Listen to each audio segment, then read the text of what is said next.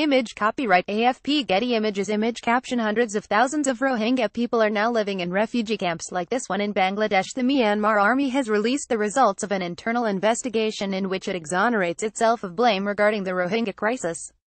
It denies killing any Rohingya people, burning their villages, raping women and girls, and stealing possessions. The assertions contradict evidence seen by BBC correspondents of a crisis the United Nations has called a textbook example of ethnic cleansing. Amnesty International said the army's report was an attempted whitewash. The human rights organization called for UN fact-finders to be allowed into the region. Media access to the area has been severely restricted, but on one tightly controlled trip, the BBC's Southeast Asia correspondent Jonathan Head saw local Buddhist men setting a Rohingya village alight in front of armed policemen. More than 500,000 people from the stateless and mainly Muslim Rohingya minority have fled mainly Buddhist Myanmar since August this year, after a counterinsurgency operation responding to Rohingya militants attacking police posts and killing members of the security forces. Many who reached Bangladesh, some with bullet or other wounds, said Burmese troops backed by local Buddhist mobs had burned their villages and attacked and killed civilians. Media playback is unsupported on your device. Media caption Rohingya Muslims displaced from Tula Toli village in Rakhine state gave disturbing accounts, but in a statement posted to Facebook, the military said it had interviewed thousands of villagers who backed up its denials.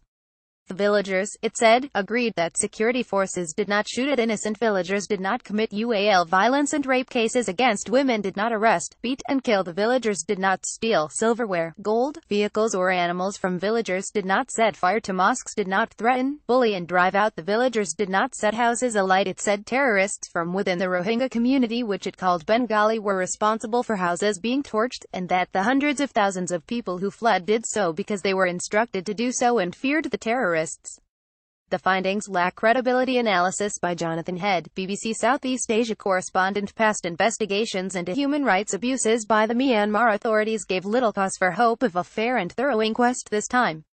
The results of this inquiry show little has changed. The terms of the military's probe were exceptionally narrow. The investigators were told only to ask whether soldiers had followed the military's code of conduct, and whether they obeyed the commands they were given by their officers. To no one's surprise, the army has exonerated itself of pretty much all blame. But its findings lack credibility, both because the inquiry was solely carried out by the very institution accused of committing the abuses, and because of the overwhelming testimony of so many Rohingya, detailing appalling atrocities. Hundreds arrived in Bangladesh with serious bullet wounds. I was told by Bangladesh border guards how Myanmar soldiers fired automatic weapons and mortars at Rohingya women and children running towards the border. On a government-organized trip to Rakhine, I heard what was clearly heavy machine gun fire. The army says it only used small arms. The UN and many different human rights groups have done exhaustive interviews with the refugees, cross-checking their testimony, and have come to the same conclusion that the Myanmar security forces committed atrocities serious enough to be considered as crimes against humanity. These are charges the military investigation appears to have chosen to ignore. A spokesman for Amnesty International said, "The military had made clear it has no intention of ensuring accountability."